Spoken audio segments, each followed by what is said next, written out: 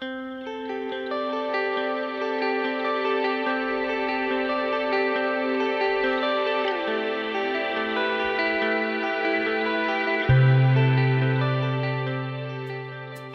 la Cristina?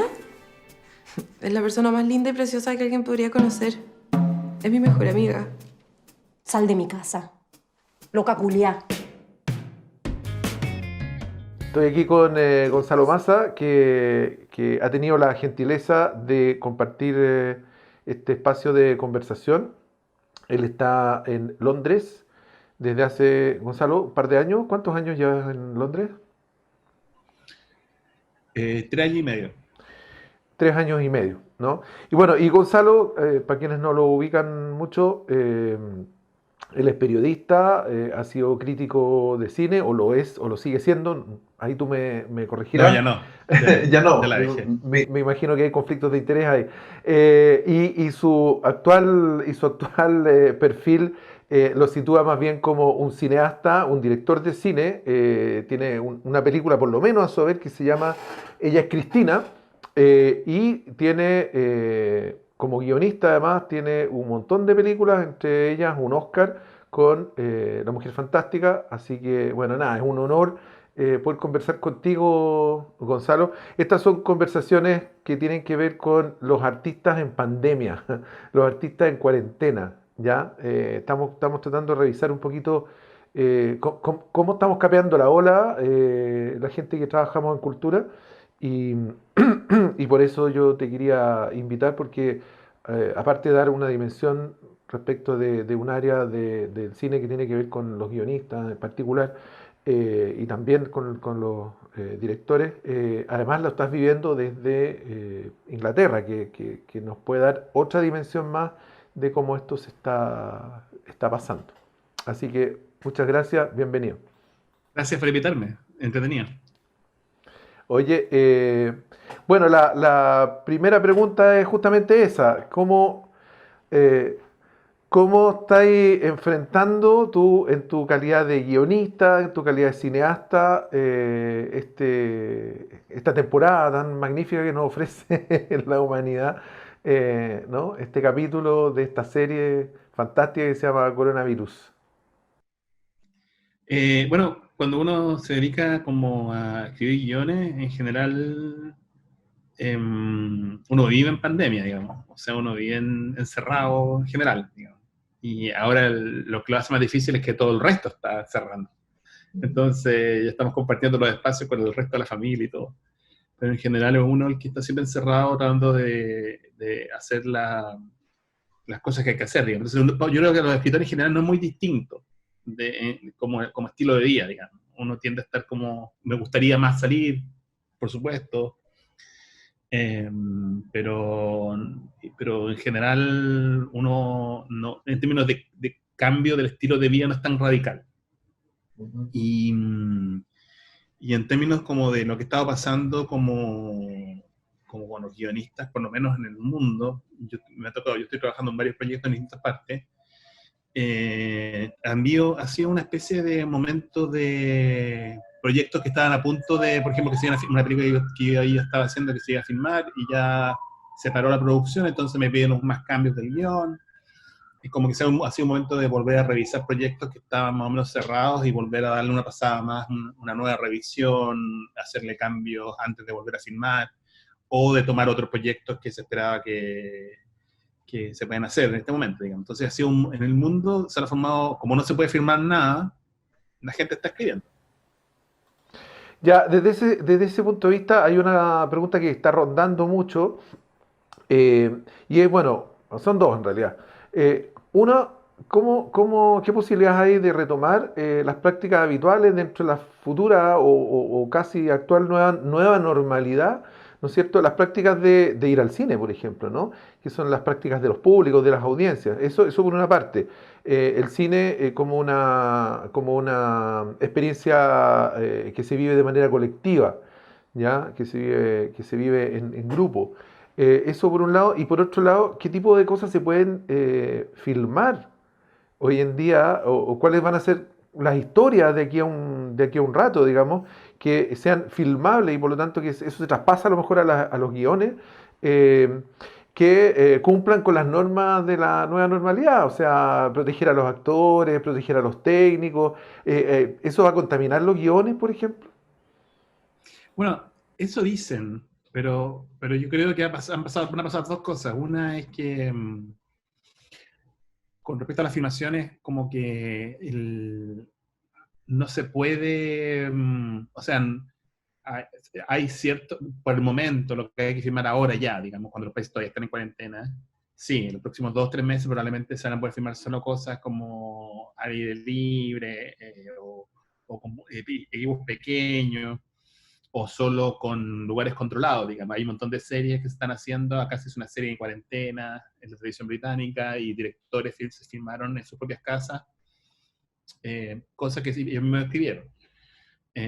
Pero yo creo que eso es circunstancial, eso va a pasar.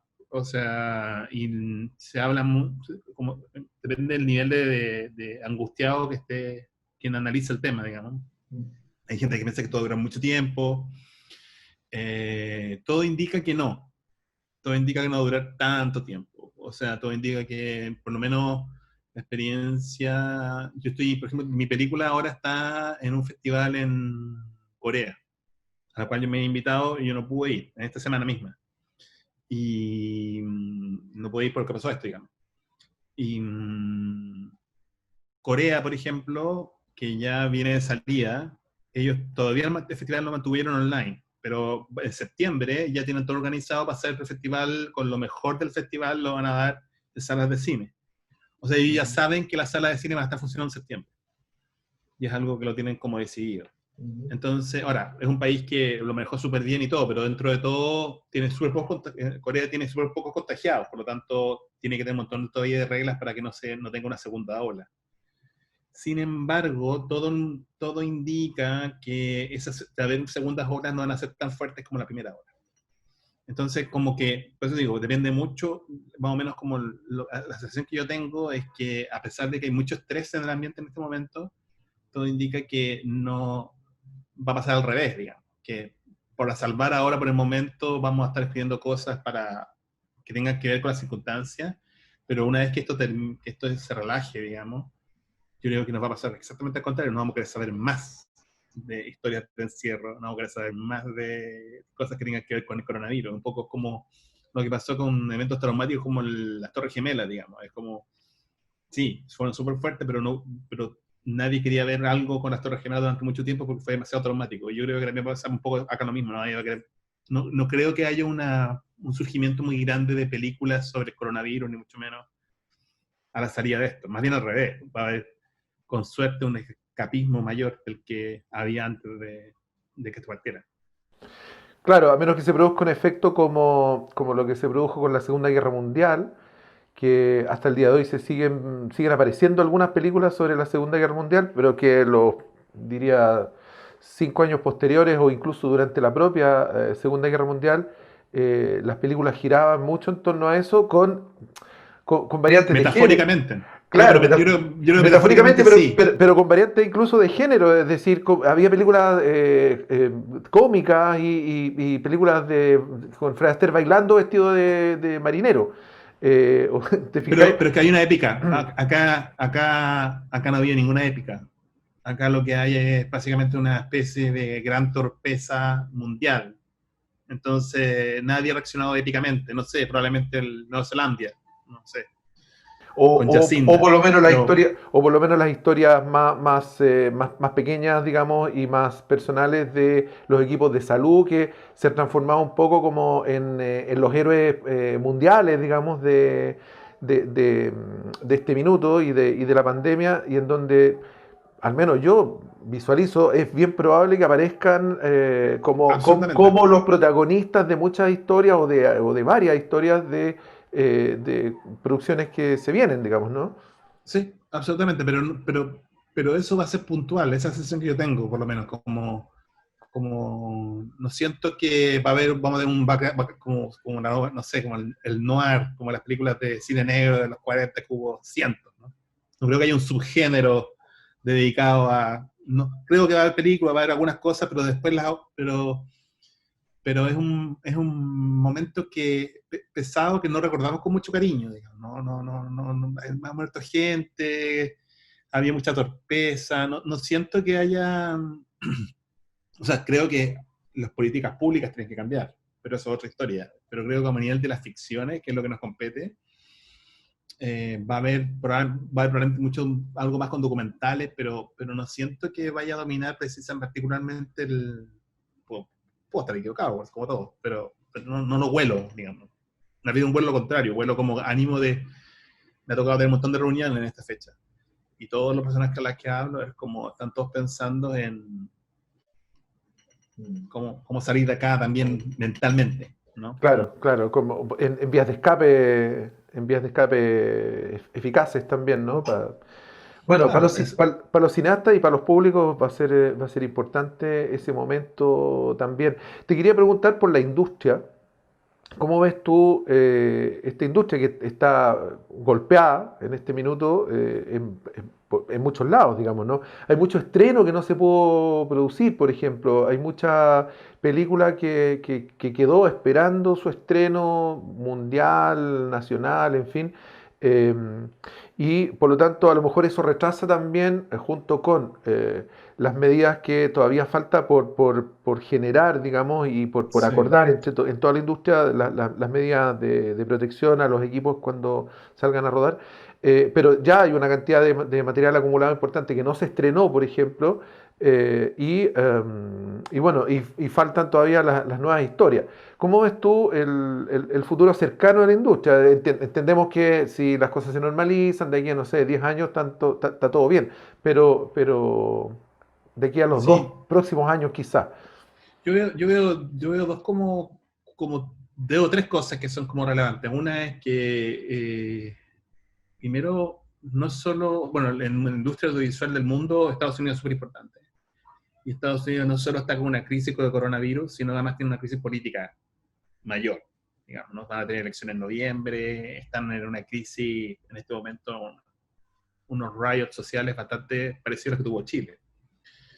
Y, y eso yo creo que lo que estoy viendo que está pasando es que es la mezcla de eso, de esas dos cosas, más la crisis económica que también va a venir, que sabemos que necesariamente va a venir, nadie sabe cuánto va a durar esa crisis económica, pero de que va a venir, digamos. Si va a ser larga, si va a ser una U o una V corta, o va a ser largo y después va a subir, no tenemos idea. Solamente sabemos que va a venir. Eh, entonces, esa es la incertidumbre que hay. Y Estados Unidos está en medio de la incertidumbre. Y estamos en una industria que Estados Unidos está súper al centro. Entonces, en términos de qué está pasando ahí, no saben si van a poder firmar, no saben si van a poder, cuándo van a poder firmar, y tampoco saben cuándo van a abrir las salas. Yo creo que eso va a marcar algo interesante, quizás, no necesariamente malo, pero que tiene que ver con que hoy el dominio que tiene Estados Unidos como industria en todas partes del mundo es súper fuerte, y naturalmente va a haber con la parada de producción de películas durante 6 o 8 meses va a significar un hoyo, digamos, ¿no? Va a haber menos películas americanas en el mercado, digamos, claramente. Muchas van a pasar al streaming porque no van a poder esperar, que otras van a esperar que se abran las salas para darse y van a intentar hacer eso, digamos. Hay otro problema en paralelo que está corriendo, que también me ha tocado verlo, que es que las personas al estar encerradas están consumiendo la librería de productos de los streamers. O sea, si había una serie de Netflix que no habías visto, ya la viste, o la vas a ver ahora, o una, o dos, o tres, o cuatro. Ahí había un montón de productos que probablemente querías ver y no los viste, ya los viste. Y eso que pasa en tu casa probablemente está pasando en muchas casas. Por lo tanto, las personas van a darse cuenta que va a haber un tiempo que de acá no se está produciendo nada y ya vieron todo lo que podían haber visto, y que no sé, los próximos 6 meses u 8 meses va a haber menos estrenos en esos streamers y ellos van a seguir pagando la mensualidad y probablemente corten alguno de esos servicios. Hay un montón de variables que están jugando simultáneamente, ¿no? O sea, no solo el que afecta a las salas, también el que afecta a la producción. Y y todo eso me hace pensar, a mí por lo menos, que va a haber una necesidad de productos más propios de cada país, digamos. O sea, por ejemplo, va a haber más espacio para que lo que pasa en Chile. Un montón de películas que no tienen espacio para estrenarse probablemente van a tener espacio para estrenarse. Porque va a haber menos blockbusters dominando las salas por el próximo año. Estoy tratando de encontrar como el lado positivo de algo ultra negativo. Es que en realidad en todas las crisis, y eso lo dicen los economistas, lo dicen mucha gente, en general la gente llega al comercio, así con mentalidad de comercio, ¿no es cierto? Las crisis son también espacios de oportunidad. Entonces, como dices tú, a lo mejor se están abriendo oportunidades a las cinematografías locales, por ejemplo, y a sus contenidos que han quedado relegados, que tradicionalmente quedan relegados, en las salas de cine, también en los streamers. Y en general en todas las pantallas, y que este es el momento a lo mejor en donde son la oferta de contenido que va a renovar esos espacios, ¿no? El problema es que tenemos en Chile en particular es que no hay los generadores de contenido más grandes, que son los canales de televisión, están yendo a contrarreloj de lo que está yendo el resto del mundo, digamos. O sea, en el resto del mundo están todos invirtiendo en contenido propio, y la televisión chilena está invirtiendo cero en contenido propio. Contenido me refiero ficción. De hecho, con suerte están haciendo 1 o 2 teleseries y están paradas las producciones y no están haciendo series como todo el mundo. Entonces como que es muy raro lo que pasa en Chile con respecto al resto del mundo, digamos. Cuando en todo el mundo están invirtiendo mucho en contenido, en Chile están haciendo exactamente lo contrario. Y están insistiendo por un formato de televisión y un sistema televisivo que podemos, a vista de todos, a vista de ellos mismos, a vista de las audiencias, pero también del mercado publicitario, está muerto. Entonces, no se ha dado, todavía no logran entrar en la dinámica que está yendo todo el resto del mundo. Y eso está afectando súper fuerte a las producciones chilenas, porque hay un montón de talento, un montón de talento creativo, pero también talento técnico, hay un montón de oportunidades para hacer productos de alta calidad, y no hay un ánimo de generar productos de alcance universal, o de alcance por lo menos de un territorio mayor que el territorio chileno. Solo se piensa en la audiencia y el mercado chileno, cuando claramente lo ha demostrado en los últimos años que hay un montón de productos, tanto en la animación, como en las series infantiles, como en la ficción, que perfectamente pueden viajar. Ahora, hay espacio hoy en día para exportar producción. Supongamos que en Chile alguien empezara en esa línea. Hoy más que ¿Tú nunca. ves que hay espacio? ¿Sí? Hoy más que nunca.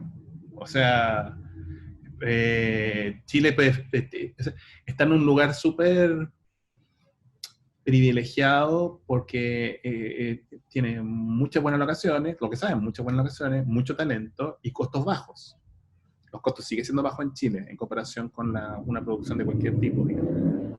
Entonces, es difícil entender por qué no quienes invierten, quienes son los generadores de contenido a nivel masivo, como son los canales de televisión, no quieren ver esto. Me llama mucho la atención, ¿no? Y a esta altura ya dejo de... Me cuesta un poco entenderlo, porque es la tendencia mundial. Es como no querer ver algo que está pasando en todas partes y van a llegar tarde. O sea, ya... no sé, yo creo que perfectamente uno de los principales problemas que tiene Chile para exportar contenido, y te lo dicen todos quienes consumen contenido chileno, digamos, ¿por qué no lo consumen? Tiene que ver con el que no se entiende cómo hablamos. Pero hay series de televisión que, o sea, pero eso es un problema que si tú te enfocas como industria y te dedicas a solucionarlo, se puede solucionar. O sea, puedes entrenar a los actores, puedes tener coaching dentro de las producciones. Hay cosas que puedes hacer para solucionar ese problema, digamos. Puedes hacer doblajes. Por ejemplo, la serie más exportada en Chile, que es lo que hace es un Bástico Fantástico, digamos, que es esta serie de animación que Puerto de Papel. Ellos finalmente decidieron usar el doblaje mexicano, digamos, para usarlo. Pero es una serie hecha en Chile. y para poder tener ese lenguaje español neutro que permitiera bajar a la serie. Pero es una serie hecha en Chile y es una serie exitosísima, de la cual cuando se da en Chile aparece una polémica idiota como la que apareció la semana pasada, digamos, que es como de política, ¿no? Entonces, como que eso demuestra mucho como años luz de distancia que hay entre quienes hacen contenido y quienes toman las decisiones del contenido, digamos, e incluso las audiencias. Por lo tanto, yo creo que está bien tener tus pies bien puestos en tu país, pero creo que hay que dejar de ver el corto plazo y ver el territorio en el que está y tratar de ver cuál de los contenidos que estás haciendo va a resonar en audiencias que están un poquito más lejos que tu propio territorio. Y eso está todo el mundo. O sea, no están los brasileños, están los argentinos, están los colombianos. Con quien hable están en eso. Gonzalo, y no será alguna parte la explicación, a lo mejor, el que quienes financian la producción de los contenidos, que en el caso de los canales de televisión sabemos que no son los propios canales, sino que son los avisadores, es el empresariado chileno, a fin de cuentas, ¿no? El que financia la producción de los canales, o en el caso de la producción independiente, a fin de cuentas también hay que reconocer que es el Estado el que financia. Son los únicos dos grandes financistas, digamos, que hay de los contenidos chilenos. ¿No será que el problema está ahí en términos culturales ya? Estoy planteándolo, ¿no? En cuáles son los modelos culturales que tienen en sus cabezas estos financistas en relación a para qué producir contenidos y para quiénes producir contenidos. ¿No será que el problema está radicado ahí? Hay que hacer un trabajo ahí, quizás. Es que no, es la clase de cosas que no se soluciona tratando de convencer a alguien de lo que nunca se va a convencer, digamos. O sea, yo creo que es la gran oportunidad para alguien de fuera del mundo de la televisión, algún tipo de inversionista que vea que hay una pelota dando vuelta en el área. O sea, eh, hay, me llama mucho la atención esto, porque en el fondo, en todas partes, cualquier industria, cuando hay un negocio que es claramente interesante, aparecen inversionistas, ¿no? Aparecen, naturalmente, porque siempre hay alguien que huele que hay algo ahí que está pasando, digamos. Y es me llama mucho la atención que eso no ocurra, digamos, en Chile. Pareciera que es curioso, es como que las productoras independientes en Chile necesitan que haya un jefe. Y antes el jefe eran los canales de televisión, y después el jefe fue el Estado, con el CNTV y los Fondar, y ahora quieren que el jefe sea Netflix. Pero como que voy a hacer algo siempre que haya un jefe que me diga lo que hay que hacer. Y creo que ese modelo está agotado. Yo creo que lo que me ha tocado ver, por lo menos a mí, es que nace de parte probablemente con el apoyo del Estado, si quieres, con el aporte, con una parte de apoyo de un canal, pero de personas que piensan similar, digamos. Crear productos que tengan vocación internacional. Y ese clic, yo no lo veo que está ocurriendo, digamos. Y creo que si va a haber probablemente si hubiera una salida virtuosa de la crisis en la que estamos, va a ser esa, de hacer ese clic.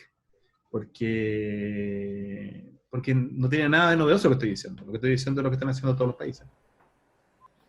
Claro.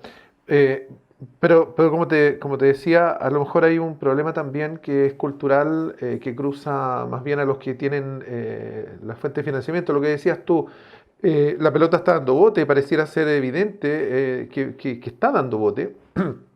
Y uno se pregunta, bueno, ¿por qué no aparece el inversionista, digamos, ¿no? Sí, yo creo que los para canales de generar esa televisión, inversión.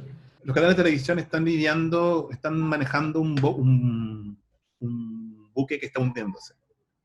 Y puedes hablar incluso hasta los canales que les va bien y tienen la misma sensación, digamos. O sea, tú hablas con TVN, un buque está hundiéndose, el Canal 13, un buque está hundiéndose, Mega está mejor, pero está trabajando en un territorio, están trabajando solo para sus audiencias locales que no son las suficientes como para poder sustentar el modelo de industria que tienen. Del broadcaster que contrata a todo el mundo, que que es un modelo que está muerto hace 20 años, digamos. O sea, del comienzos del 2000 que la televisión del mundo va para otro lado, digamos. Que es como los canales de televisión son pequeñas oficinas chiquititas donde no hay ningún estudio, donde no hay ninguna sala de maquillaje y que contratan productoras externas que hacen los contenidos y ellos tienen ejecutivos, commission editors, que mandan a hacer las cosas. Así son los canales de casi todas partes del mundo, digamos. Excepto los canales de noticias, por supuesto, que necesitas tener periodistas, no sé qué, pero en general la producción de contenido se hace así, hace 20 años. En Chile todavía ni siquiera se hace ese salto. Lo están haciendo ahora obligados porque ya los costos de producción son inmanejables y están todos quebrados.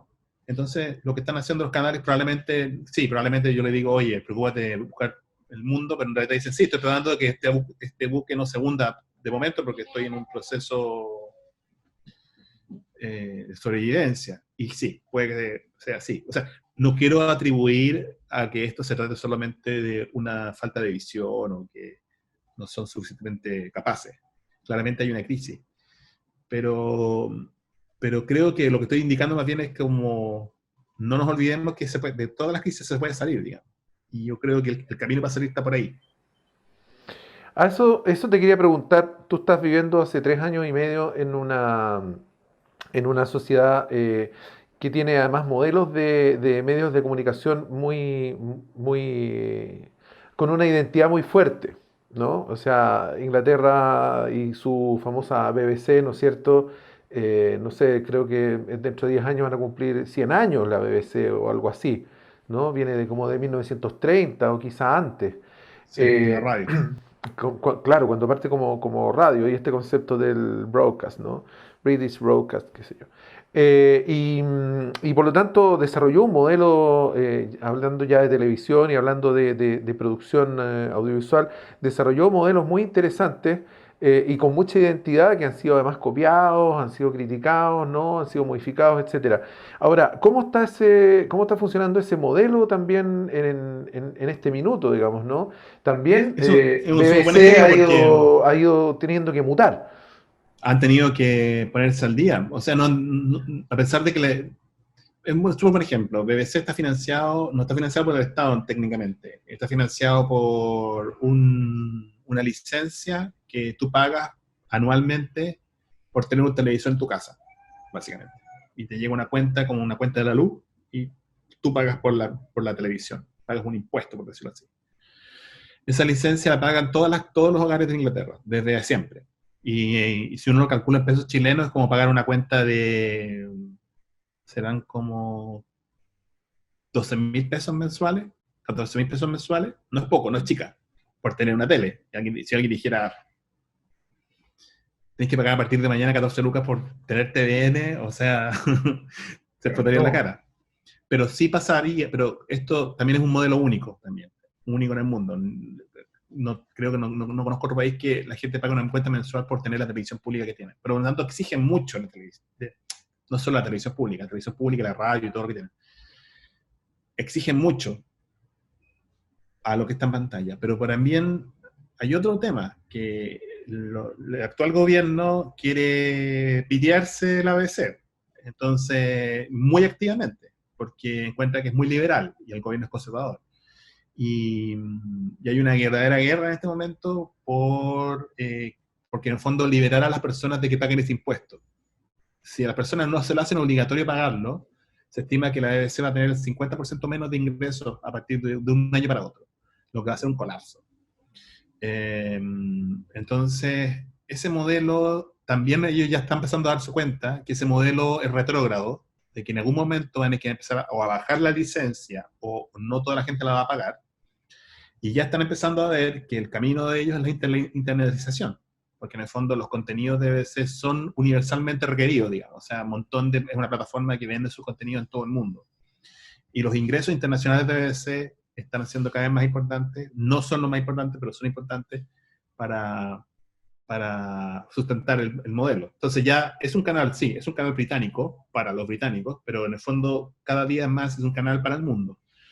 Y están haciendo su propia plataforma, se unieron con otros 3 canales que son ITV, Channel 4 y Channel 5, y con todos los contenidos británicos hicieron una plataforma tipo Netflix que debutó en Estados Unidos y que y que le ha ido bien, y que va a empezar a estar en todo el mundo, que se llama BritBox, para solo ver contenido británico.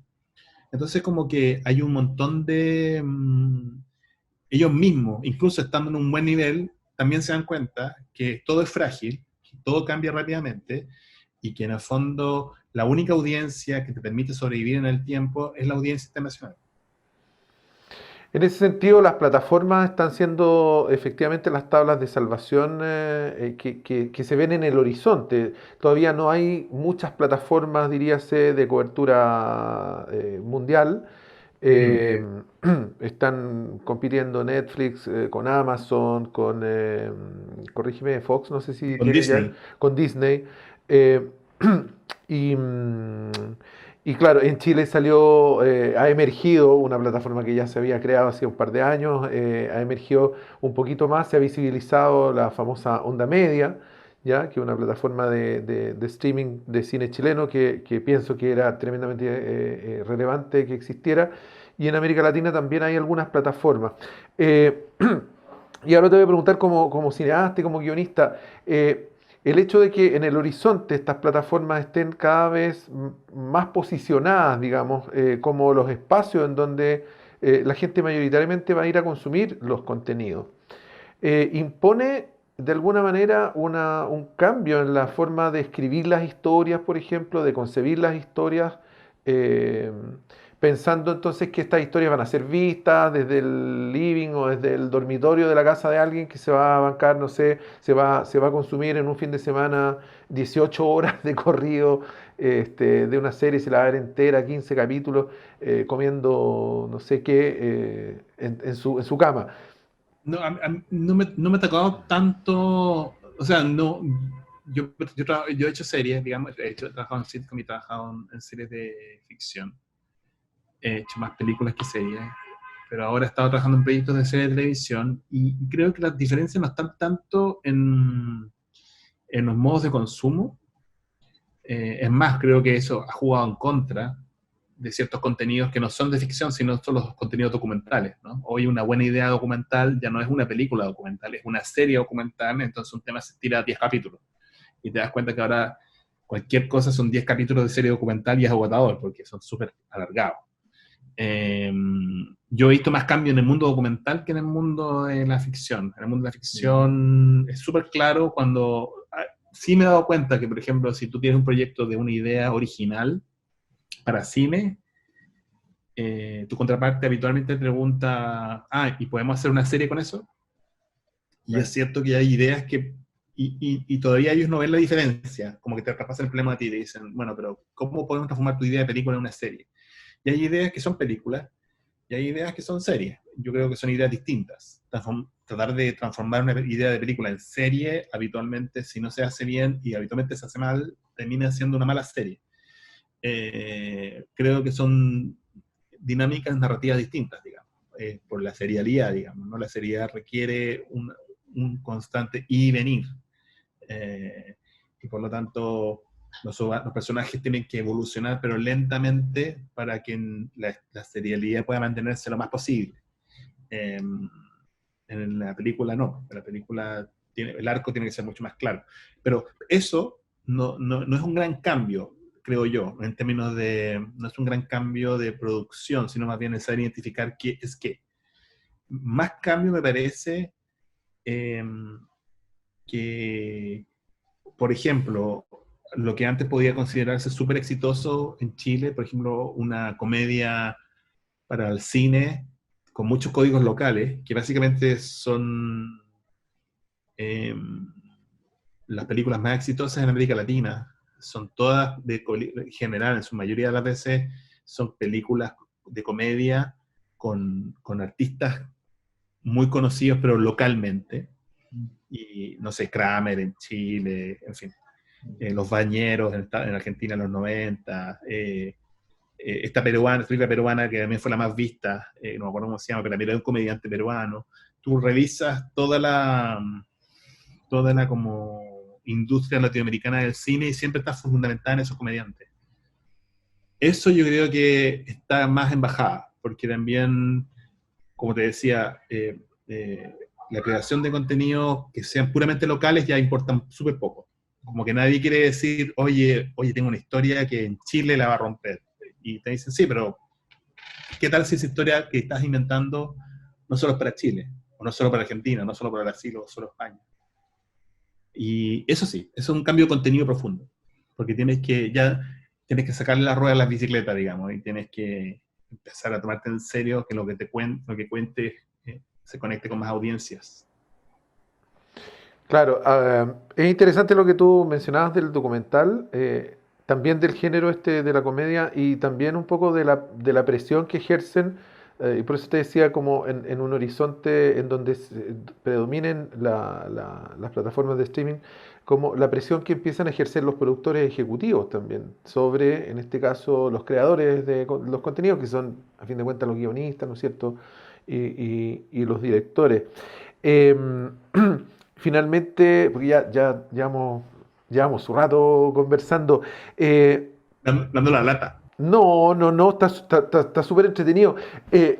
Tengo que preguntarte también por la producción independiente en Inglaterra y desde Inglaterra, por supuesto, hay una mirada más panorámica también hacia el mundo anglo en general, por supuesto está mirando hacia Estados Unidos, está mirando un poco hacia Europa. ¿Cómo se ve la producción independiente? Estamos hablando un poco de industria y nos centramos bastante en la televisión, ¿sí?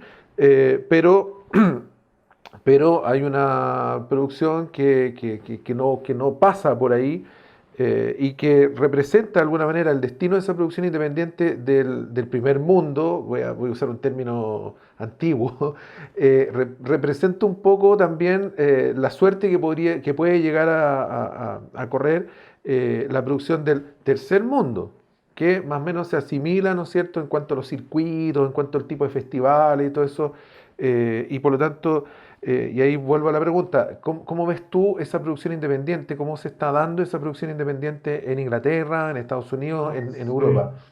Yo estoy súper preocupado yo creo que el cine independiente va de bajada, va de salida.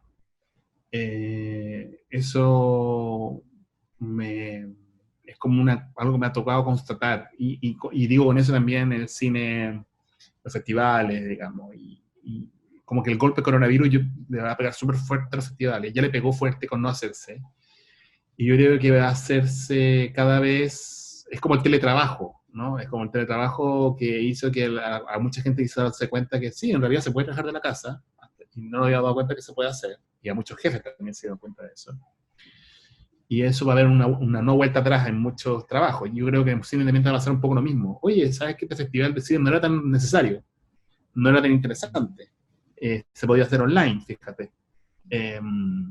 Yo siento que uno de los golpes más fuertes que va a recibir el audiovisual va a ser en lo independiente. Ya venía con una alita rota hace un rato ya, porque se estaba haciendo cada vez más irrelevante en la discusión como de contenidos del mundo, el cine independiente. Como que antes existía Hollywood y el cine independiente. Y ahora existe Hollywood y los streamers. Y ya hay tanto contenido que las audiencias no tienen tiempo como para preocuparse de contenido independiente o hacer un seguimiento de qué es la última película que ganó Cannes o Venecia. Dicho eso, la última que ganó Cannes fue la que ganó el Oscar, que es un súper buen cambio, pero también demuestra mucho. Uno debe preguntarse cuán película es un cambio que hizo Hollywood más que un cambio que tuvo el cine independiente, porque en realidad uno debería preguntarse cuánto de Parasite es película independiente. Es una película gigante de una industria grande como la de Corea del Sur, como que habla más de Hollywood, habla más de la apertura de Hollywood a un contenido distinto que un surgimiento del cine independiente. También una fagocitación. Y yo me preocupa porque creo que hay una crisis en camino, que es la crisis del talento nuevo. La gracia del cine independiente es que permite encontrar talento fresco y nuevo, digamos. O sea, un joven escritor o un joven guionista tiene súper pocas posibilidades de mostrarle al mundo su talento, más que el circuito independiente, ¿no? De los cortometrajes, las películas de bajo presupuesto. Pero hoy es cada vez más difícil y peligroso hacer una película de bajo presupuesto, porque es muy difícil conseguir un mercado para esa película. No hay salas para darse, los streamers no están comprando películas demasiado pequeñas, los canales de televisión no se interesan en darla, entonces conviene más hacer una película más grande, tiene más posibilidades de venta una película más grande que una película más pequeña, pero el problema es que una película más grande necesita de talento más desarrollado, y un talento que está en proceso de desarrollarse no puede hacer una película grande. Entonces veo que ahí hay algo que está empezando a pasar, y lo encuentro súper preocupante, porque eso puede anquilosar un poquito, o sea hacer una raya entre los que alcanzaron a tener créditos y alcanzaron a hacer una carrera y los que no, y eso van a seguir haciendo los productos para adelante, y hay que encontrar maneras de que el nuevo talento se incorpore, y eso es una crisis que yo la veo acá, digamos, o sea, de hecho también los mismos productores de contenido también están preocupados de eso y están encontrando sus propios mecanismos, por ejemplo, para encontrar talento nuevo, porque no puedes mantener una industria de contenido sin talento fresco y nuevo todo el rato. Oye, y en ese sentido, y tú como talento nuevo, como director, digamos, Por eso me dejé barba para no verme tan joven. Exacto. Pero como director, tú puedes ser considerado un talento nuevo, porque tu película, entiendo, se estrenó, Ella Cristina se estrenó el año pasado, ¿sí? Sí. Bueno, y probablemente Ella Cristina cumple al 100% con la condición de ser exactamente una película de cine independiente. ¿Cómo te ha ido con tu película? Pésimo. No, me dio súper, o sea, para mis parámetros, a mí me encanta mi película, y lo que más me encanta es que me ha alegrado, me ha servido para conectar con gente de una sensibilidad común en muchas partes del mundo. Entonces, es súper bonito que quienes gustan de la película la abrazan y la cuidan de una manera como si fuera propia. Y me ha pasado, todos los festivales que me han invitado, ha pasado lo mismo, digamos. O sea, me pasó en Gotemburgo, en Suecia, me pasó en Morelia, me pasó ahora en Miami, que los programadores hicieron un video como alabando la película. Innecesario, no tenían por qué hacerlo, pero tenían un vínculo tan lindo con la película que lo hicieron. Y ahora en Corea hoy día descubrí que hubo un streaming de 2 escritoras que hablaban de la película largamente. Entonces sí, como que también ocurre que cuando uno hace cosas que uno cuida y le mete cariño, eso termina conectando con gente en otras partes, probablemente no de manera masiva, pero porque de hecho nada es masivo. Pero eso es lo que yo echo de menos de hacer cine independiente, y eso es lo que más me gusta. Yo soy generación X total, o sea, yo pertenezco a ese mundo, y es lo que más me preocupa de que esté de bajada. Pero creo que hay que mantener la lucha, hacer todo lo posible para que no se acabe. O sea, eso va a ser la lucha que viene, digamos. Porque siento que económicamente no reditúa para nadie, no reditúa para los productores. Entonces, llega un momento que dice, bueno, voy a hacer una película independiente, pero no voy a hacer 2. No voy a dedicar mi vida a ser independiente. Eso es como lo que siente que te dice todo el mundo. Y es complicado.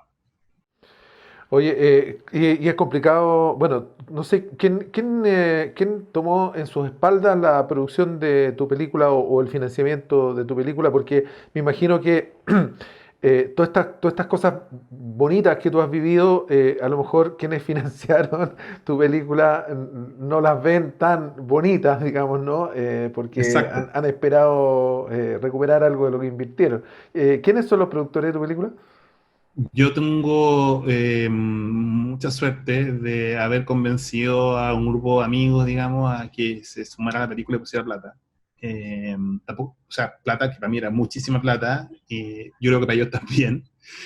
Eh, pero claro, pero muy bajo con respecto a lo que se usa en una película para filmarse. Y en este caso fue una productora que se llama Noise Media, que es Andrés Valdivia y Horacio Valdivia, que son 2 hermanos que se dedican básicamente a la creación de contenido asociado básicamente al mundo de la publicidad.